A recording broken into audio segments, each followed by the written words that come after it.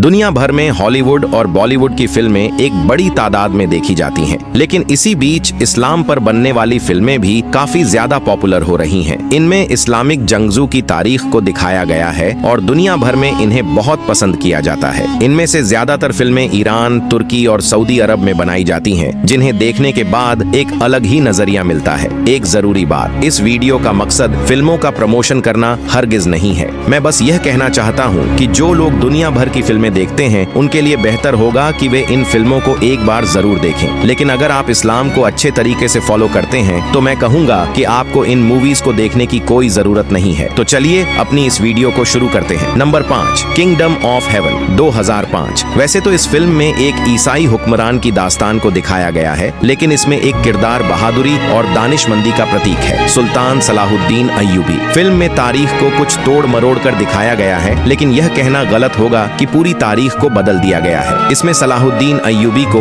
यरूशलेम फतह करते हुए दिखाया गया है और मुसलमानों की बहादुरी व कुर्बानियों को बेहतरीन तरीके से पेश किया गया है। यह फिल्म खासकर उन लोगों के लिए है जो कहते हैं कि सलाहुद्दीन अय्यूबी हमारे हीरो नहीं है। इस फिल्म में उन्हें सिर्फ मुसलमानों का ही नहीं बल्कि पूरे यूरोप के लिए एक हीरो की तरह पेश किया गया है। Number 4, Lion of the Desert 1980। यह फिल्म रेगिस्तान के शेर कहे जाने वाले उमर अल मुख्तार पर बनी है। जब लीबिया की सरजमीन पर सल्तनत उस्मानिया का खात्मा हुआ तो इटली ने वहां हुकूमत कायम कर ली और लीबिया के लोगों पर जुल्म व सितम करने लगी। लेकिन इसी बीच एक ताकतवर शख्सियत इटली की फौज के सामने आकर खड़ी हो गई, उमर अल मुख्तार। कहा जाता है कि जिन शहरों पर इटली की फौज दिन में कब्जा कर लेती थी, उमर अल मुख्तार उन्हें रात तक आजाद करवा लिया करते थे। फिल्म में उनकी बहादुरी और हक के लिए लड़ने का जज्बा दिखाया गया है। उन्हें आखिरकार दुश्मनों ने गिरफ्तार कर लिया और बुढ़ापे में फांसी की सजा दे दी। यह फिल्म आज भी देखी जाए तो नई लगती है। Number 3, the kingdom of Solomon 2010। यह एक ईरानी फिल्म है जिसमें हजरत सुलेमान अलैहिस्सलाम की हुकूमत और उनके द्वार की दास्तान को दिखाने की कोशिश की गई है। फिल्म का बजट लगभग $5 मिलियन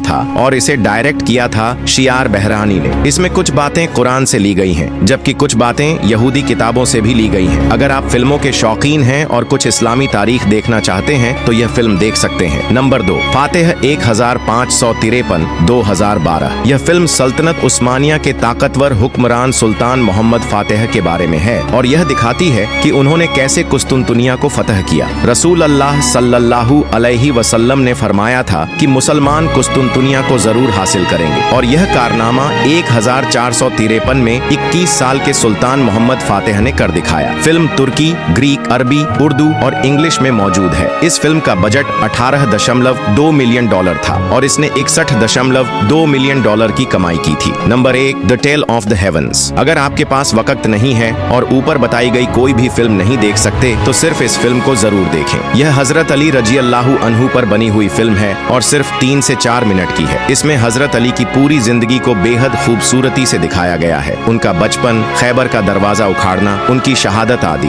मैं जब भी यह फिल्म देखता हूँ मेरे रोंगटे खड़े हो जाते हैं। बस 3 मिनट निकाल कर इसे जरूर देखें। Bonus, Umar series. ये कोई फिल्म नहीं बल्कि 30 एपिसोड्स की सीरीज है। इसमें हजरत उमर रजी अल्लाहु अन्हु की पूरी जिंदगी को पेश किया गया है, उनका इस्लाम कबूल करना, उनकी हुकूमत, उनकी खिलाफत, उनकी शहादत, हर एक चीज को बहुत ही हकीकत के करीब पेश किया गया है। हजरत उमर जैसा बादशाह आज तक दुनिया में नहीं गुजरा। अगर आपको इस चीज से कोई दिक्कत नहीं है कि इसमें सहाबा के चेहरे दिखाए गए हैं तो आप बेफिक्र होकर इस सीरीज को देख सकते हैं। अगर आपको यह वीडियो पसंद आई हो तो हमारे चैनल को सब्सक्राइब कर लें। इंशाअल्लाह जल्द मुलाकात होगी एक और नई वीडियो में। तब तक के लिए अल्लाह हाफिज।